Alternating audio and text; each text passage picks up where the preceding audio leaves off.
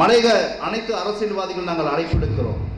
குறை கூறும் அரசியல் கடந்து நாம் அனைவரும் ஒன்றிணைவோம். எமது சமூகத்தினுடைய வளர்ச்சிக்கு எங்களால் இயன்றவற்றை நாங்கள் செய்வோம். நிச்சயமாக இந்த தேசிய மக்கள் சக்தி அரசானது எங்கெங்கு மலையக தமிழர்கள் வாழ்கின்றார்களோ அங்கெல்லாம் சென்று அவர்களுடைய அடிப்படை பிரச்சனைகளை தீர்ப்பது எமது முக்கியமான தேவையாக காணப்படுகின்றது. அடிப்படை கல்வியை கூட தமிழ் மொழியிலே அவர்கள் கற்றுக்கொள்ள முடியாமல் சிங்கள மொழி பாடசாலைக்கு செல்கின்ற நிலை காணப்படுகின்றது.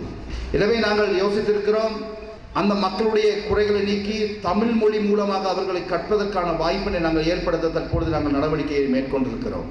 இந்த வரவு செலவு திட்டம் மூலமாகவும் மலையக மக்களுடைய வாழ்க்கையை உயர்த்துவதற்கு பல்வேறுபட்ட நடவடிக்கைகளை நாங்கள் மேற்கொண்டிருக்கின்றோம்.